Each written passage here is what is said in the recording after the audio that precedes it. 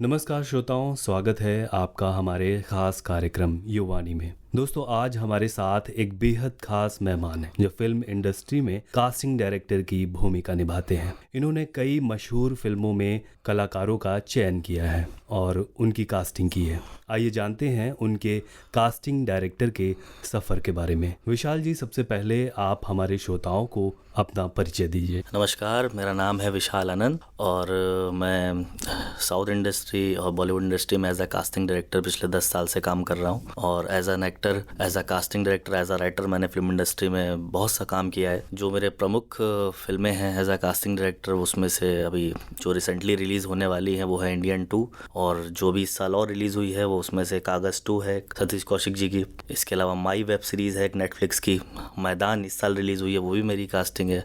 मतलब जो उत्तर प्रदेश के कलाकार उसमें थे वो सब मैंने कास्ट किए हैं इन सब फिल्मों में। अच्छा विशाल जी, मैं आपसे आपके सबसे पहले करियर के बारे में पूछना चाहता हूँ कि कैसे आपने शुरुआत की इस इंडस्ट्री में, कैसे आपने कदम रखा? शुरुआत मेरी एज एन थिएटर आर्टिस्ट हुई। मैंने थिएटर से शुरू किया एज एन एक्टर, और उसमें मैंने लखनऊ में, अपने शहर लखनऊ से ही मैंने थिएटर किया। कई अलग अलग ग्रुप के साथ मैंने थिएटर किया और तकरीबन 1 साल में मैंने 35 प्लेस मैंने किए। उसके बाद मुझे लगा कि मुझे मीडिया की तरफ रुख करना चाहिए, तो उसी दौरान मुझे एक सीरियल मिला बावरे एज एन एक्टर। पहले मैंने एज एन एक्टर ही काम किया है, तो बावरे सीरियल किया। लाइफ ओके का सीरियल था, उसमें मेरा एक अच्छा कैरेक्टर था, वो मैंने प्ले किया। उसके बाद मुझे एक बड़ी फिल्म मिली बरेली की बर्फी, राजकुमार राव, आयुष्मान खुराना जी के साथ मैंने एक रेलवे पुलिस कॉप का कैरेक्टर प्ले किया था उसमें। उसके बाद एक साउथ की फिल्म थी पेट्टा, एक वेब सीरीज है एग्जिट। ऐसे मैंने कई एज एन एक्टर मैंने कई सीरीज और फिल्मों में काम किया। फिर ये हुआ कि कास्टिंग में एक फिल्म आई थी उस बीच, दोस्ती जिंदाबाद, तो उसकी कास्टिंग का मुझे काम मिला, तो वहाँ से मैंने कास्टिंग शुरू करी। क्योंकि उस समय लखनऊ में या यूपी में उस समय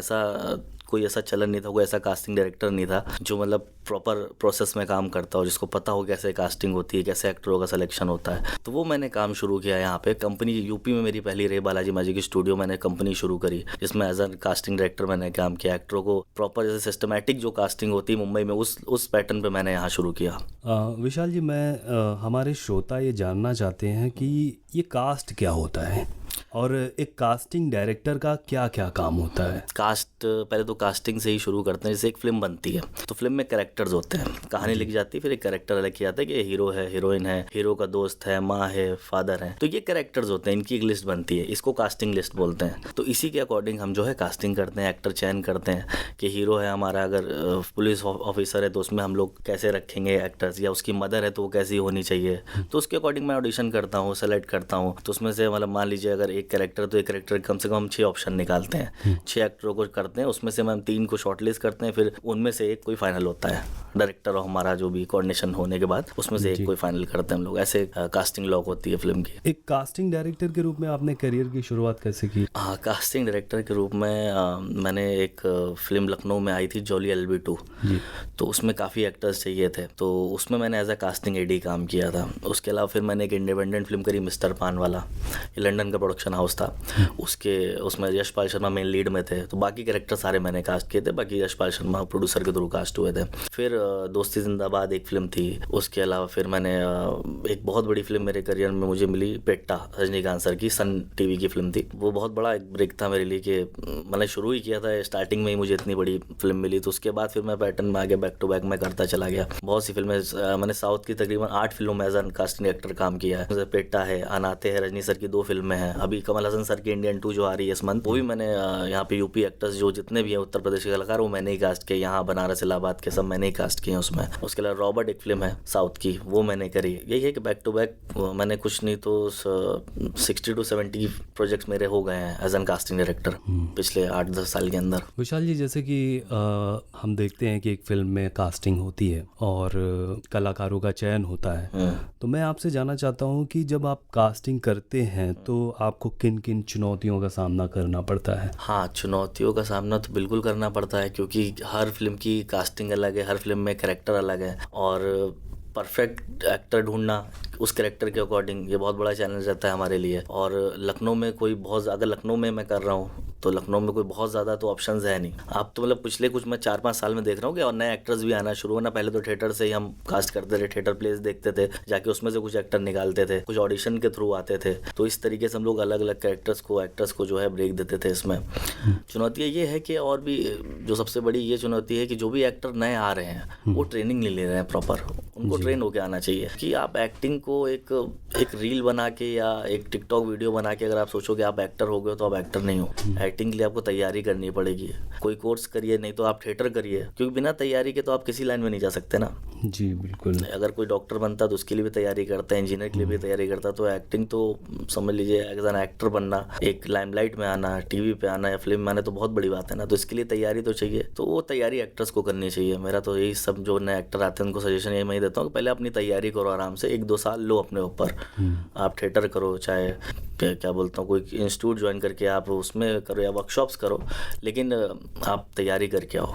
तो आपके लिए समय जो आपका वेस्ट होगा बाकी चीज़ों में वो नहीं वेस्ट होगा। आपको समझ में आएगा कि हमें क्या करना है, कितनी जल्दी करना है। तो कलाकारों के लिए उनकी तैयारी ही उनका सबसे बड़ा शस्त्र है। हाँ, तैयारी तो बहुत ज़रूरी है किसी भी क्षेत्र में। ये तो एक्टिंग की बात है, किसी भी क्षेत्र में तैयारी तो बहुत ज़रूरी है। और जैसे कि आपने बताया कि कलाकारों का चयन करने में बहुत सारी प्रॉब्लम्स आती हैं, तो कभी किसी कलाकार का चयन करते समय आपको बहुत कठिनाई का सामना करना पड़ा हो, या कोई प्रोजेक्ट हो जिसमें आपको जो है उस प्रोजेक्ट में कि अरे ये कैसे कास्टिंग होगी, ये तो बहुत ही अलग है। देखिए, हर प्रोजेक्ट चैलेंज होता है। मैं ये नहीं कहता कि कोई हल्का होता है। हर फिल्म की कहानी अलग होती है, हर फिल्म में कैरेक्टर अलग होते हैं, और हर डायरेक्टर की चॉइस अलग होती है। क्योंकि हम तो चूज़ कर लेते हैं यहाँ भाई हो सकता है ये चल जाए, लेकिन डायरेक्टर क्या सोच रहा है उसके दिमाग में, उसका विजन पकड़ना बहुत ज़रूरी होता है। तो ऐसी मैं एक फिल्म कर रहा था गुमनामी 2019 में। वो बंगला फिल्म थी, यहाँ शूट होनी थी, कोलकाता में शूट होनी थी। तो उसकी जब मैं कास्टिंग कर रहा था तो उसमें चैलेंज ये था क्योंकि वो सुभाष चंद्र बोस जी की लाइफ पे बनी थी। गुमनामी बाबा, अगर आपने सुना होगा,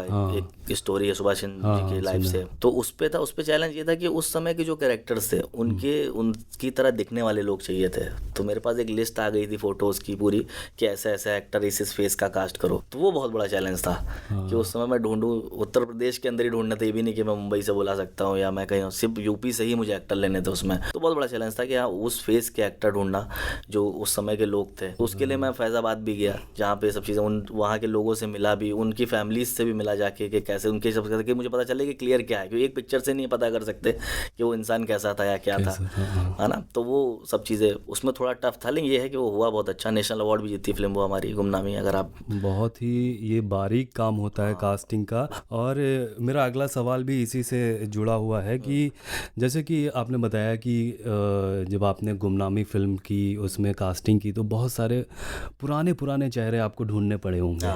और लेकिन मेरा अब सवाल ये है कि आप उन चेहरों को ढूंढते समय या किसी प्रोजेक्ट में कास्ट करते समय आप किन किन बातों का ध्यान रखते हैं? एक्टर का बिहेवियर बहुत डिपेंड करता है, कैसा बिहेवियर उसका। ऐसा नहीं कि हमने कास्ट कर दिया पता चले 2 दिन बाद वो शूटिंग पे ही ना है। तो प्रोफेशनल एक्टर ढूंढना बहुत ही बड़ा टास्क है, क्योंकि ये भी कभी कभी हो जाता है कि हम कास्ट कर देते हैं, एंड मोमेंट पे फ़ोन ही नहीं उठता है एक्टर का। कास्टिंग के टाइम वो रहेगा, एग्रीमेंट के टाइम रहेगा, एंड मोमेंट के टाइम वो हो सकता है कहते मैं बीमार हूँ क्या, तो वो बहुत बड़ा टास्क रहता है। तो ऑप्शन लेके चलना पड़ता है। प्लस जो एक्टर है वो एक्सपीरियंस कितना है, वो उस कैरेक्टर को कर पाएगा कि नहीं कर पाएगा। क्योंकि हम प्राइमरी कास्ट भी करते हैं, इसमें पूरी फिल्म में वो दिखने वाले हैं, पूरी सीरीज में वो दिखने वाले हैं 8-9 एपिसोड में। तो वो उस लायक है कि नहीं है, वो कर पाएगा कि नहीं। तो इसके लिए मैं कम से कम 3-4 टेस्ट तो होते ही हैं। पहले फर्स्ट टेस्ट होता है, फिर गेटअप के साथ एक टेस्ट होता है, तो उससे क्लियर हो जाता है कि हाँ ये कर सकता है चीज़ें। अच्छा, कभी आपने कास्ट को जो है सिलेक्ट किया हो जिसने पहले कभी कोई मेन लीड नहीं किया हो या कोई बड़ा कैरेक्टर नहीं किया हो, लेकिन उसके बाद जो है मिल गया हो, सफल हो गया हो? इसीलिए जाता हूँ कि मतलब मेरा ज़्यादातर नए एक्टर इसीलिए नाम लेते हैं क्योंकि मैंने मैक्सिमम नए लोगों को काम दिया है। जी, जो मेरा मतलब एक्सपेरिमेंट कह लीजिए या कह लीजिए मेरा कॉन्फिडेंट मैं इतना रहता हूँ अपने काम के लिए कि मुझे मालूम है कि मैं इनसे करा सकता हूँ। तो नए लोगों को मैंने बहुत से नए लोगों को यहाँ पे ब्रेक दिया है और पता चल जाता है। देखिए इतने साल में तो मुझे समझ में आ जाता है कि हाँ ये एक्टर है, ये चीज़ें कर सकता है। जैसे कोई आप प्रोजेक्ट का नाम बताइए, कोई हो ये एक्टर है जानने वाला? हाँ, अभी मैंने जैसे एक सीरीज़ करी थी एग्जिट, उसमें कई नए बच्चों को चांस दिया था। एक छोटा सा बच्चा था, उसको मैंने रजनीश दुग्गल जी का बेटा बनाया था। अच्छा, नाम था उस लड़के का। अच्छा काम कर रहा है अभी। या एक अभी लखनऊ का काफ़ी फेमस एक्टर है एक रूबल, तो उसको पहला ब्रेक मैंने दिया था। वो ऐसे उसके बाद उसने जॉली एलबी 2 भी करी, बहुत सी फिल्में करी, तो ऐसे बहुत से समझ में आ जाता है कि हाँ ये कर सकते हैं, आगे बढ़ सकते हैं। कुछ थिएटर से भी मैंने निकाले हैं बहुत से लोग, कभी प्ले देखने गया तो मुझे लगा कि यार इसमें है पोटेंशियल, ये कर सकता है। तो अभी मेरी एक सीरीज़ है सुर्ख, उसमें एक नए एक एक्ट्रेस हैं, उनको मैंने ब्रेक दिया था, बहुत बड़ा ब्रेक था उनका जी। ऐसे प्राइमरी कास्ट भी मैंने लखनऊ से निकाली है, वरना लोग तो भी जो भी चल रहा हो, पहले लोग जब आते थे यहाँ कास्ट करने तो 1 डे 2 डे या 1 लाइन 2 लाइन यही समझ के आते थे कि लखनऊ में यही है। लेकिन पिछले 5 साल में पैटर्न चेंज हुआ है, यहाँ से प्राइमरी कास्ट भी लोग ले रहे हैं, बड़े कैरेक्टर्स के लिए भी। अच्छा, 1 लाइन 2 लाइन का मतलब होता है जिसका 1-2 लाइन ही स्क्रीन पे बोली जाए। पहले लखनऊ से वही लिया जाता था। अच्छा। हाँ, 1-2 फिल्में अगर आप छोड़ दो, शहजादे वगैरह छोड़ दो, तो पहले लखनऊ से सेकेंडरी टर्जरी कास्ट के लिए ही लोग आते थे। अब प्राइमरी भी ले रहे हैं। अभी मैंने 8 सीरीज कास्ट करी हैं, तरंगी और जियो सिनेमा की। अच्छा। अलग अलग प्लेटफॉर्म की है वो, तो उसमें मैंने मैक्सिमम प्राइमरी कास्ट लखनऊ से रखा है। मतलब 2-3 एक्टर मैंने मुंबई से लिए होंगे, बाकी सब अभी मैंने एक सीरीज कंप्लीट करी है 3 दिन पहले, पति पत्नी और कांड, उसमें सिर्फ 4 एक्टर मैंने मुंबई से कास्ट किए मेन लीड के, बाकी सब लखनऊ से हैं। कुछ 45 एक्टर्स हैं लखनऊ से उसमें। जैसे कि आपने बताया कि आप इतने सारे एक्टर्स को कास्ट करते हैं, तो कभी ऐसी घटना हुई है कि जैसे आपने कास्ट कर लिया और प्रोडक्शन टीम उसको नहीं एक्सेप्ट कर रही हो? ऐसा भी कुछ होता है क्या? ऐसा ये भी होता है कि भाई मेरे अकॉर्डिंग वो एक्टर फिट है, मुझे लग रहा है कि हाँ ये कर सकता है, डायरेक्टर का विजन वो नहीं जा रहा है, ये भी होता है। कभी कभी डायरेक्टर से मेरा विजन नहीं बैठता है, उनके हिसाब से कुछ और उनको चाहिए, और मेरे हिसाब से मुझे लग रहा है शायद ये फिट है, लेकिन कहानी जिसकी वो ज़्यादा बेटर जानता है, ये तो ऑब्वियस सी बात है। तो डायरेक्टर के अकॉर्डिंग ही हमें फाइनल करना पड़ता है। हम भाई ये है कि हम ऑप्शन दे सकते हैं और ऑप्शन देते हैं कि हाँ यार ये कैरेक्टर है तो इसमें हम ये भी कर सकते हैं, इनको भी कर सकते हैं, लेकिन फाइनल कॉल जो डायरेक्टर के साथ मिलकर हमें लेना पड़ता है। फाइनल जो लॉक है वो डायरेक्टर की रजामंदी से ही होता है, यानी कि फाइनल जो है डायरेक्टर ही करता है कास्ट। आप लोगों के हाथ में वो भी नहीं है, बस ये है कि आप लोग एक मैसेंजर के रूप में हैं। हमारे हाथ में जैसे ये है कि मेन लीड को अगर आप छोड़ दो, अगर आप हीरो हीरोइन विलन छोड़ दो, इसमें ही थोड़ा बाकी सब कैरेक्टर्स जो हैं, बाकी सब जो कैरेक्टर्स हैं वो तो हम अपने अकॉर्डिंग भी कर देते हैं। या कुछ डायरेक्टर से तो ऐसी मेरी बॉन्डिंग है कि उनको मालूम है कि उन्होंने लिस्ट भेज दिया है कि वो मेरे जो जिसको मैंने बोल दिया वो क्या है, उनको मालूम है कि अगर मैं कुछ किसी को बोल रहा हूँ तो हाँ वो कर सकता है, उनको ट्रस्ट है मेरे ऊपर। वही है, अब नए डायरेक्टर के साथ तो टाइम लगता ही है कोऑर्डिनेशन बैठने में। उन्होंने पहली बार मेरे साथ काम कर रहे हैं तो टाइम तो उनको लगेगा कि हाँ मैं जिसको दे रहा हूँ थोड़ा तो वैसे भी पता नहीं क्या है थिंकिंग है। अगर मुंबई से कोई फिल्म यहाँ आती है तो उनकी एक थिंकिंग रहती है कि यहाँ के लोग शायद प्रोफेशनल ना हो, कि अभी हमारी इंडस्ट्री जो लखनऊ की इंडस्ट्री है या यूपी की इंडस्ट्री अभी इतनी फेमस, मतलब यहाँ के एक्टर हो रहे हैं धीरे धीरे, लेकिन इतना ज़्यादा नहीं है क्या कि उनको लगे कि हाँ यार यहाँ जा रहे हैं तो हम कर ले जाएंगे। लेकिन ये है कि अगर डायरेक्टर कॉन्फिडेंट है तो करता है, मैक्सिमम चीज़ें यहीं से ले लेता है। कई बार ऐसा हुआ है कि कुछ कास्ट लॉक होती है, मैं खुद देखता हूँ कि मुंबई से हो रखी है लॉक, लेकिन यहाँ आते हैं उनको कुछ ऑडिशन में अच्छे लग जाते हैं लोग तो उनको ले लेते हैं, उनको मना कर देते हैं मुंबई के। बेनिफिट तो उनका भी अगर यहाँ से लेते हैं, बहुत सी चीज़ें बचती हैं प्रोड्यूसर की, प्रोडक्शन की, तो इसलिए यहाँ के लोगों को इसी चीज़ का प्रेफर मिल रहा है। देखा जाए तो पिछले 5 साल के अंदर अगर आप देखो तो बड़ी बड़ी सीरीज़ हैं जिसमें यहीं के एक्टर्स कर रहे हैं, बड़ी फिल्में हैं, आश्रम है, असुर है, माई जैसे मैंने करी थी वो है, अभी मैदान मेरी आई है वो आप देखो, या अभी मैं जो बता रहा हूँ एग्जिट एक मेरी रिलीज हुई है, कलवा रिलीज हुई, सब उसमें प्राइमरी कास्ट में सारे जो है यहीं के एक्टर्स हैं, सभी लखनऊ। कागज 2 आप देखिए, कागज 2 में तो आप मुझे लग रहा है 6 से 7 प्राइमरी कास्ट के लोग मैंने दिए हैं, यहाँ के अच्छे एक्टर्स है उसमें, बड़े बड़े रोल में आप देखेंगे अगर कागज 2 आप देखोगे, और बड़े बड़े एक्टर्स के साथ, मतलब अनुपम खेर के साथ काम कर रहे हैं और ये सतीश कौशिक जी के साथ, उनके सामने खड़े होकर वो परफॉर्म कर रहे हैं, यही बड़ी बात है। स्क्रीन शेयर करना ही बहुत बड़ी बात है, बहुत बड़ी बात है वाकई। यहाँ के एक्टर, और एक भी किसी की कंप्लेंट नहीं कि मेरे पास फोन आया कि कैसा एक्टर किया, ऐसा नहीं, सब उनके काम से सब खुश रहे। तो ये है कि हाँ भी ग्रो इंडस्ट्री हमारी धीरे धीरे कर रही है, लेकिन आने वाले टाइम में ये भी साउथ की तरह या बॉलीवुड की तरह एक बड़ी इंडस्ट्री बनेगी। जैसे कि आपने बताया कि आपने इतनी सारी वेब सीरीज, इतनी सारी फिल्म्स की हैं, तो इतना सारा काम करने के बाद आपको कौन सा ऐसा प्रोजेक्ट है जो बहुत ही सेटिस्फाइंग लगा हो, कि आप संतोषजनक लगा हो कि अरे ये बढ़िया कास्टिंग हुई, ये जो है इसमें मज़ा आ गई मुझे काम करने में? मतलब एज अ कास्टिंग में मतलब ना कि मैं सबसे कोई भी प्रोजेक्ट है जैसे कि है तो बहुत से, लेकिन अगर एक नाम लूँ तो भी कागज 2 जैसे मेरी रिलीज़ हुई है, तो उसमें मतलब मुझे लगता है कि मैंने उसमें अगर 40 एक्टर कास्ट किए हैं तो 40 के 40 एक्टर ऐसे थे कि मैंने भी जब फिल्म देखी तो मुझे लगा हाँ मेरी चॉइस एकदम परफेक्ट थी। बहुत अच्छा, उसमें सभी ने बहुत अच्छा परफॉर्म किया, इसी साल रिलीज हुई है, तो अगर आप देखेंगे तो आप कहेंगे उस सीरीज को कि उस फिल्म को कि बहुत ही अच्छा उसमें हुआ है। या एग्जिट देखिएगा, एक सीरीज हमारी है एग्जिट, उसमें भी बहुत अच्छा सब एक्टरों ने जो परफॉर्म किया है, वो सब बड़े बड़े कैरेक्टर में हैं, यहाँ के एक्टर सारे देख के अच्छा लगता है। हमारे शहर के लोग भी बड़े प्लेटफॉर्म पे सब पे आ रहे हैं।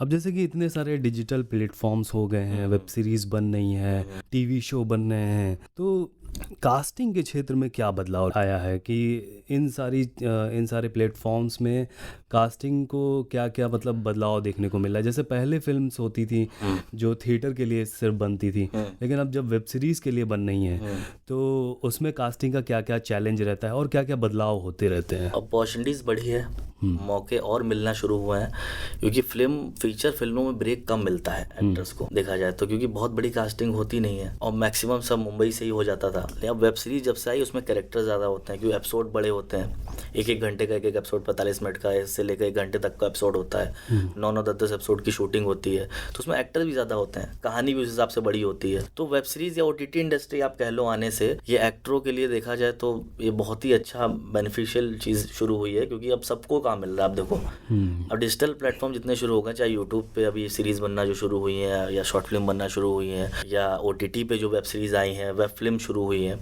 तो इससे एक्टर्स को अपॉर्चुनिटी बहुत मिल रही है। लोगों को काम अब सबके पास है। आप देखो तो अगर कोई अच्छा टैलेंटेड एक्टर है, एक्टर ही क्या कहूँ मैं, हर किसी भी आप देख लो, एक्टर हो चाहे डायरेक्टर हो चाहे असिस्टेंट डायरेक्टर हो, सबको अब काम मिल रहा है, क्योंकि काम बढ़ रहा है डिजिटल प्लेटफॉर्म आने से। क्योंकि पहले क्या था, 2 ही माध्यम थे, या तो टीवी था या फिल्म था, अब तीसरा माध्यम शुरू हो गया है, OTT इंडस्ट्री। और OTT इंडस्ट्री में क्या है कि नए लोगों को ज़्यादा ब्रेक मिलता है, क्योंकि उसमें फ़र्क नहीं पड़ता कि टिकट लेके किसी को नहीं जाना है, आदमी इंसान को अपने फ़ोन पे देखना है सब्सक्रिप्शन करा के, तो उसमें उसकी ऑडियंस ही बहुत ज़्यादा है। घर बैठा इंसान भी देख सकता है, जिसके पास टाइम कम है वो भी देख सकता है, तो इसलिए वेब सीरीज़ का प्रोडक्शन ज़्यादा होता है। आप देखते हो कि वेब सीरीज़ हर महीने 8 से 10 आती हैं, फिल्में उतनी नहीं आ रही, इतनी वेब सीरीज़ आ रही, इतना प्रोडक्शन वेब सीरीज़ का हो रहा है, तो ये अच्छा बदलाव है। वैसे भी इंडस्ट्री में आने वाले टाइम में वेब सीरीज़ और वेब फिल्म का ही दौर आएगा। ये फीचर फिल्म जो बड़ी लेवल जैसे कल अभी रिलीज हुई है, उसी टाइप की फिल्में ही थिएटर में लगेंगी। जो आप देख रहे हो थिएटर भी कम हो रहे हैं, वैसी ही फिल्में लगेंगी। जो लोग देखना जो पसंद करें छोटी फिल्में हैं, या उनके लिए एक प्लेटफॉर्म बन गया अच्छा OTT, और ये बहुत अच्छी बात है। अब बात करते हैं कि जैसे अब एक्टर्स को जो है वेब सीरीज में, टीवी शोज में, सब में मौका मिल रहा है, तो मैं ये पूछना चाहता हूँ कि एक अच्छा एक्टर जो है, कोई भी एक्टर हो, अच्छा है बुरा है कोई भी, तो कभी एक्टर तो बुरा होता ही नहीं, वो तो है ना, तो एक अच्छा ऑडिशन कैसे बना सकता है ताकि वो कास्टिंग या ऑडिशन को क्रैक कर सके? क्या टिप्स देना चाहेंगे आप? देखिए, सबसे पहले तो एक्टर को अपना इंट्रोडक्शन देना आना चाहिए, क्योंकि अगर आप अपने बारे में नहीं बोल सकते तो अब डायलॉग भी नहीं बोल सकते हमारे, ये फैक्ट बात है। इसीलिए कहीं भी आप किसी भी कास्टिंग के ऑफिस में, एजेंसी में अगर आप जाते हो ऑडिशन देने के लिए, पहले इंट्रोडक्शन होता है, या ऑडिशन में पहले इंट्रोडक्शन होता है। इंट्रोडक्शन में क्या है कि आपको इंट्रोडक्शन इसलिए अच्छे से, अगर अपने बारे में आप अच्छे से बोल सकते हो तो जाहिर सी बात है आप आगे भी, कॉन्फिडेंस इतना तो दिखना चाहिए कम से कम, प्लस लाइन्स प्रॉपर रेडी होनी चाहिए। ये नहीं कि लिखा कुछ और है, बोल कुछ और रहे हो आप। डायलॉग को समझना आना चाहिए, एनालाइज करना आना चाहिए स्क्रिप्ट को, कि अगर वो लाइंस दी, क्योंकि उसमें हम कहानी तो बता नहीं रहे हैं आपको क्या है, एनालाइज यही देखा जाता है ऑडिशन में, कितना एक्टर पकड़ पा रहा है, एनालाइज कितना कर पा रहा है। हम तो आपको सिर्फ एक दे देते हैं लाइन कि आप इस पे आपको ऑडिशन देना है, समझा, आप तो समझाने भी लगे, पहले समझाते भी नहीं थे, अब सब जब से हम लोग कास्टिंग शुरू हुआ डिपार्टमेंट तो समझाने भी लगा है। पहले जब ऑडिशंस होते तो समझाया नहीं जाता था, बस आपको डायलॉग दे देगा आइए करिए, तो उसमें उस समय में और टफ होता था ऑडिशन क्रैक करना। अब तो बहुत इजी, अब तो ब्रीफ देते हैं। अगर मैं भी ऑनलाइन, मैक्सिमम अब तो ऑनलाइन ही हो गया ऑडिशन, अब स्टूडियो में बुला के, अपने ऑफिस से बुला के करना खत्म हो गया, यहाँ से लेकर मुंबई तक कोई नहीं करता, सब ऑनलाइन हो गया है। तो ऑनलाइन भी अगर हम करते हैं तो स्क्रिप्ट भेजते हैं, एक रेफरेंस वीडियो भी दे देते हैं, और ब्रीफ भी बता देते हैं कि कैरेक्टर का ऐसे ऐसे है। अगर उसके बाद भी एक्टर नहीं कर पा रहा है तो फिर उसको ट्रेनिंग की बहुत ज़रूरत है, सख्त ज़रूरत है, क्योंकि अब बहुत ईजी हो गई ये चीज़ें। अच्छा, जैसे कि आपने बोला कि एक्टर्स को इतनी सारी तैयारी करनी चाहिए, तैयारी होने के बाद भी आज देखा जा रहा है कि संभावनाएं आजकल कम है। यूपी में कास्टिंग और एक्टर्स के लिए क्या क्या संभावनाएं आ रही हैं? संभावनाएं बहुत है यूपी में। पिछले में जैसा कि मैं बोल रहा हूँ कि पिछले 5 से 6 साल के अंदर संभावनाएं और बड़ी हैं। पहले अगर आप देखते होगे 2010-11 के टाइम पे यहाँ पे 3-4 फिल्में होती थी शूट, आज महीने में 10-12 फिल्में, सीरीज सब शूट होती है यहाँ पे। तो ये काम बढ़ा है ना यूपी के अंदर। पिछले मैं खुद देख रहा हूँ कि 8-10 साल के अंदर कि मुझे मुंबई कम जाना पड़ता है, मैक्सिमम काम मेरे पास यहाँ रहता है। जब कास्टिंग करना तो मैं भी मुंबई कम जाता हूँ। यहाँ पे एक्टर्स भी मैं देख रहा हूँ में बहुत कम जाते हैं। वहाँ पहले तो ये था कि हाँ यार थिएटर वेटर किया, थोड़ा हमने तैयारी करी, मुंबई चले गए, वहाँ स्ट्रगल किया, वहाँ काम मिल रहा है नहीं मिल रहा है अलग बात है, लेकिन वहाँ स्ट्रगल करने आदमी वही जाता था। लेकिन मैक्सिमम लोग मैं देख रहा हूँ जो मुंबई में थे वो यहाँ आ रहे हैं और उनको यहाँ ब्रेक मिल जाता है। अभी एक लड़का मैंने जैसे कास्ट किया इसी सीरीज में, तो 3 साल से मुंबई में स्ट्रगल कर रहा था, उसको कोई ब्रेक नहीं मिला। वो यहाँ अपने घर आया था वापस, बीच उसने मुझे प्रोफाइल भेजी अपनी, मैंने उसका टेस्ट लिया, मुझे अच्छा लगा, मैंने एक प्राइमरी कैरेक्टर में भी उसको कास्ट किया है जी। ये जो सीरीज मैं कर रहा हूँ। तो 3 साल में उसने मुझसे खुद बोला 3 साल में मुंबई से सर मैं भाग रहा था, दौड़ रहा था, मुझे कुछ नहीं मिला, मुझे अपने शहर में ही काम मिला। अब वो कह रहा है कि मैं 1-1.5 साल से पहले वापस नहीं जाऊंगा, तब तक यहाँ 4-5 काम और नहीं कर लूंगा। तो यहाँ क्या है कि यहाँ वहाँ पे एक्टर्स बहुत ज्यादा है, तो वहाँ क्या एक कैरेक्टर पे लाइन लगती है कम से कम 50-60 लोगों की, उसमें से 6 सेलेक्ट होते हैं। यहाँ एक कैरेक्टर पे लाइन लगती है 8-10 लोगों की उसमें, तो आप समझो ना कि यहाँ एक्टर्स उतने नहीं अभी है, अपॉर्चुनिटी ज़्यादा है, कैरेक्टर ज़्यादा है, काम ज़्यादा है यहाँ पे। मेरा अगला सवाल ये है कि जैसे कि अब आजकल जो है डिजिटल युग का ज़माना है और एआई भी आ गया है, तो इसका प्रभाव जो है फिल्मों पर कैसे पड़ता है, कैसे फिल्में कैसे इससे प्रभावित होंगी? अभी फिलहाल जो एआई से अगर ये सोचता है कि मैं एज एन एक्टर एक्टर को हटा के एआई से एक कैरेक्टर बना लूँ, तो अभी वो पॉसिबल नहीं है, क्योंकि इतना वो एक एक्टर का परफॉर्म करना कैमरे पे एक एआई जनरेटेड कैरेक्टर वो समझ में आ जाएगा। लेकिन हो सकता है आने वाले टाइम में वो भी टेक्नोलॉजी बढ़ जाए और वो भाई पता ना चले कि इसमें ये रियल ह्यूमन है या ये एआई जनरेटेड है ना। तो अगर वो हो गया तो फिर गड़बड़ है। अगर उसको लेके लोगों ने फिल्में बनाना शुरू कर दी तो हो सकता है एक्टर्स का काम कम हो जाए, हो सकता है राइटर्स का काम, फिर कंप्यूटर पे पूरी फिल्में बन जाएंगी, कहीं जाना नहीं पड़ेगा। लेकिन वो मेरे हिसाब से तो ऐसा नहीं होना चाहिए, क्योंकि ये बहुत लोगों का काम इससे चला जाएगा। आप फिल्में भी प्रोड्यूस करते हैं, हाँ। आप शॉर्ट फिल्म्स भी बनाते हैं। हाँ जी। तो उनके बारे में बताइए। हाँ, फिल्म से मैंने एज अ प्रोड्यूसर पहली फिल्म मैंने बनाई थी generation of today's romance, OTT film थी, एमएक्स प्लेयर पे हमने रिलीज करी थी और काफ़ी अच्छा रिस्पांस रहा था। और सबसे बड़ी चीज़ ये थी कि हमने पूरी टीम अपने लखनऊ की रखी थी उसमें। अच्छा। सारे एक्टर्स, डायरेक्शन टीम से लेके, प्रोडक्शन टीम से लेके, मेकअप से लेके, सब जो थे सब हमारे लखनऊ के थे। हमारी टोटल हमारी इंडस्ट्री के लोगों ने उसमें काम किया था और वो एमएक्स प्लेयर पे गई थी। मुझे लगता है शायद यूपी की पहली फिल्म थी जो एमएक्स प्लेयर जैसे बड़े प्लेटफॉर्म पे रिलीज हुई थी। और वेब फिल्म 2 पहली थी, इवन इंडिया की पहली वेब फिल्म थी। जब हमने एमएक्स प्लेयर पे दी तो उन्होंने कहा था 1 घंटे की फिल्में हमने अभी तक नहीं इस पे चलाई कि 1 आवर की एक वेब फिल्म, उसके अब तो बहुत सारी बन रही हैं, अब तो 1-1 घंटे की बहुत सारी फिल्में बन रही हैं, वेब फिल्म भी बन रही है, ओटीटी फिल्म भी। उस समय की वो पहली थी और ये 2021 में रिलीज हुई थी। हाँ, उसके बाद हमने थोड़ा अपने यूट्यूब पे भी काम किया। यूट्यूब के हमने कई शॉर्ट फिल्म बनाई हैं, सभी नीयत हमारी बहुत अच्छी चली थी। और अभी एक शक एक फिल्म आई थी, एक वेब सीरीज हमने यूट्यूब के लिए बनाई थी, द स्मोकर। तो ऐसे हमारे कई 6-7 प्रोजेक्ट हैं जो हमने एज अ यूट्यूब ओटीटी के लिए और यूट्यूब के लिए बनाना शुरू किया और अच्छा वो चल रहा है। उसमें एज अ राइटर मैं ही रहता हूँ, मतलब कहानी मेरी होती है और प्रोडक्शन मेरा रहता है, मतलब एज अ मेरे बैनर बालाजी मैजिक स्टूडियो के थ्रू ही फिल्में सारी बनती है। बाकी अभी हमने एक फिल्म बनाई है, वो 2 लैंग्वेजेस में हमने उसको शूट किया, अवधी और हिंदी में। तो वो रायबरेली में हमने उसको शूट किया है और 1 घंटे की वो भी फिल्म है और एक बड़ी मार्मिक कहानी है, सस्पेंस थ्रिलर है, लेकिन जो क्लाइमैक्स है उसका वो बड़ा मार्मिक है। और अगस्त तक वो हो सकता है आपको बड़े ओटीटी चैनल पे आपको देखने को मिलेगी। बहुत बहुत शुभकामनाएं आपको आपके भविष्य के आने वाले प्रोजेक्ट्स के बारे में। और जैसे कि ये हमारा यूथ का कार्यक्रम है जी, और युवा जो है इससे काफ़ी जुड़े हुए हैं, तो मेरा अगला सवाल ये कि जो युवा कास्टिंग डायरेक्टर बनना चाहते हैं, कास्टिंग में अपना करियर ढूंढना चाहते हैं या उसको बनाना चाहते हैं, बिल्कुल, तो उनके लिए क्या सुझाव है आपका, क्या टिप्स? बहुत अच्छा सवाल आपने किया, क्योंकि ये एक क्या बोला जाए ऐसा ट्रेंड जैसा चल रहा है कि आप जो भी एक्टर आते हैं उनको लगता है कि मैं कास्टिंग करने लगूंगा तो मुझे काम मिलने लगेगा। ये एक अंदर जो है ये अभी मुंबई में तो देखो तो ये बंद कर दिया है, जितने भी बड़े कास्टिंग डायरेक्टर उन्होंने एक्टर को अपना असिस्टेंट रखना बंद कर दिया है। जी। उसका रीज़न क्या है कि वो दूसरे जो नए एक्टर आ रहे हैं अपने सिलेक्शन के चक्कर में दूसरे की प्रोफाइल आगे नहीं बढ़ाते थे। तो नए कास्टिंग डायरेक्टर बनना चाह रहे हैं, बिल्कुल बने, बिल्कुल आए, लेकिन सबसे पहले आप एक्टर बनिए।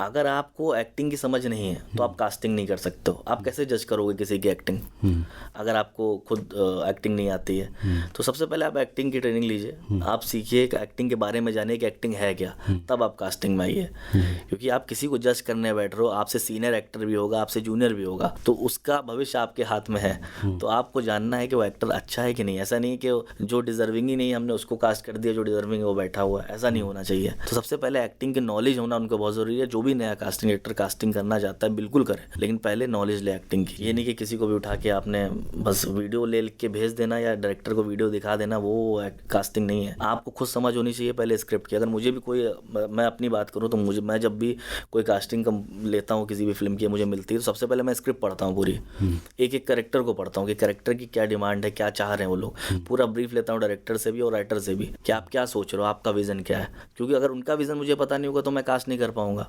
अरे इंस्पेक्टर ही है किसी फिल्म में, कोई इंस्पेक्टर है तो इंस्पेक्टर तो बहुत तरीके के हैं। इंस्पेक्टर सलमान खान भी है दबंग का, इंस्पेक्टर तलाश का आमिर खान भी है, दोनों में कितना डिफरेंस है। तो वो डिफरेंस पता होना बहुत ज़रूरी है, उसके अकॉर्डिंग ही आप एक्टर चूज़ करोगे। अब अगर ये दबंग के सलमान खान जो रोल किया दबंग में सलमान खान ने, वो आमिर खान नहीं कर सकते, वैसा कैरेक्टर नहीं कर सकते, वो कुछ और करेंगे। तो उसके उस मतलब देखा जाए उस नफ्स का एक्टर पकड़ना बहुत ज़रूरी है, उस जोन का एक्टर लाना बहुत ज़रूरी है उस कैरेक्टर के अकॉर्डिंग। तो ये नॉलेज होना बहुत ज़रूरी है। इस चीज़ पे काम करके आइए तब कास्टिंग करिए, वरना अपना समय भी बर्बाद करेंगे और एक्टर्स का भी समय बर्बाद करेंगे।